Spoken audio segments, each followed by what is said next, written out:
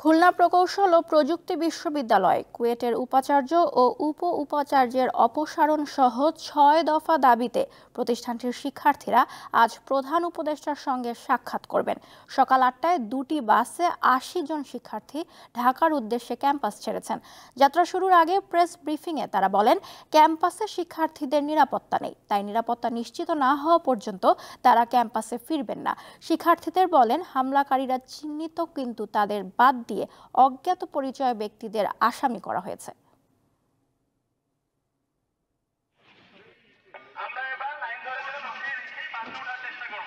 যে অন্তর্বর্তীকালীন সরকার আমাদের জুলাই বিপ্লবের ছাত্র জনতার রক্তের উপর দাঁড়িয়েছে, সেই অন্তর্বর্তীকালীন সরকার আমাদের ১.৫ শতাধিক ভাইয়ের রক্ত ঝরার পরও আমাদের সাথে যোগাযোগ করে না।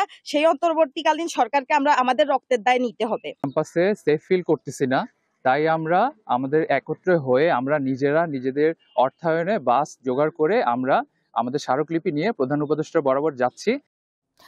কুয়েটের পরিস্থিতি জানাতে খুলনা থেকে যোগ দিচ্ছেন সহকর্মী ইয়াসিন আরাফাত। আরাফাত, কুয়েটের ৮০ শিক্ষার্থী ঢাকায় আসছেন, এই মুহূর্তে ক্যাম্পাসের অবস্থা কেমন দেখছেন? নওশীন, এই মুহূর্তে ক্যাম্পাসের অবস্থা একেবারেই শুনশান নিরাপত্তা। আমরা সকাল থেকে ক্যাম্পাসে অবস্থান করছি এবং ক্যাম্পাসের যে পরিস্থিতি, আমরা সাধারণ শিক্ষার্থীদেরকে দেখতে পাইনি। সকালবেলা শিক্ষার্থীরা একটি প্রেস ব্রিফিং এর মাধ্যমে তাদের যে পরবর্তী কর্ম পদ্ধতি সেই বিষয়ে আমাদের সাংবাদিকদেরকে জানিয়েছেন এবং তার পরপরই দুটি বাসে করে তারা ঢাকার উদ্দেশ্যে রওনা দিয়েছেন। তারা মূলত আমাদেরকে যেটি জানিয়েছেন যে প্রধান উপদেষ্টার সঙ্গে সাক্ষাৎ করার জন্যই তারা রওনা দিচ্ছেন এবং ক্যাম্পাসে তাদের নিরাপত্তা নিশ্চিত নয়, সেই কারণে তারা ক্যাম্পাস এবং ক্যাম্পাসের বাইরে নিজেদেরকে নিরাপত্তাহীন ভাবছেন। এই কারণে তারা চলে গিয়েছেন এবং তাদের যে পরবর্তী আন্দোলন, সেই আন্দোলনের কার্যক্রম কিন্তু অনলাইনে তারা পরিচালনা করবেন। তবে আমরা গতকাল রাত থেকে দেখেছি যে ক্যাম্পাসের যে একাডেমিক ভবন এবং প্রশাসনিক ভবনে যে তালাবদ্ধ অবস্থায় ছিল, সেখানে একাডেমিক ভবনের তালা খুলে দেওয়া হয়েছে এবং ভিসির যে বাসভবন এবং একাডেমিক প্রশাসনিক ভবন, এই দুটি জায়গা কিন্তু এখনো পর্যন্ত তালাবদ্ধ রয়েছে।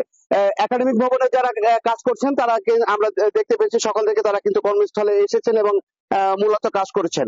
তবে একটি বিষয় হচ্ছে, শিক্ষকরা যেটি বলছেন যে ছাত্রদের ৬টি দাবির মধ্যে ৫টি দাবি ইতিমধ্যে মেনে নেওয়া হয়েছে এবং ছাত্ররা সেই ভিসির পদত্যাগকে না হওয়া পর্যন্ত সকল কর্মকাণ্ড বা যে অগ্রগতি হয়েছে সবকিছুকে প্রত্যাখ্যান করে তারা বলছেন যে ভিসি যত সময় পদত্যাগ না করবে তাদের এই আন্দোলন চলবে। তবে একটি বিষয় জানিয়ে রাখি নওশীন, গত মঙ্গলবার যখন সংঘর্ষ শুরু হয়, সেই সংঘর্ষ শুরু হওয়ার পরে কিন্তু ৫ জনকে গ্রেফতার করা হয়। সেই ৫ জনের মধ্যে ৪ জনকে গতকালকে কিন্তু এই মামলাতে গ্রেফতার দেখিয়েছে পুলিশ। আমি খানজাহান আলী থানার যে পুলিশ কর্মকর্তা রয়েছেন, আমি এসআই রিকাবুল ইসলাম, তার সঙ্গে কথা বলেছি।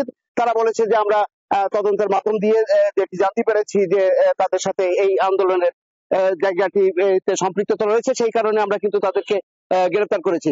এছাড়া আমি সকালে ক্যাম্পাসে এসে যে তদন্ত কমিটি রয়েছে, সেই তদন্ত কমিটিদের সঙ্গে কথা বলেছি এবং তদন্ত কমিটি তারা বলেছে যে এখনো পর্যন্ত আমরা গুরুত্বপূর্ণ কোনো তথ্য পাইনি, আমরা সব বন্ধ থাকার কারণে কাজ করতে পারি নাই। তবে যেহেতু ক্যাম্পাসের কিছু কিছু জায়গা খুলে গিয়েছে, আমরা হয়তো খুব দ্রুত হয়তো তদন্ত কার্যক্রম শেষ করতে পারবো। এটি ছিল ক্যাম্পাস থেকে সর্বশেষ অবস্থা। নওশীন, খুলনা প্রকৌশল বিশ্ববিদ্যালয় থেকে জানাচ্ছিলেন সহকর্মী ইয়াসিন আরাফাত।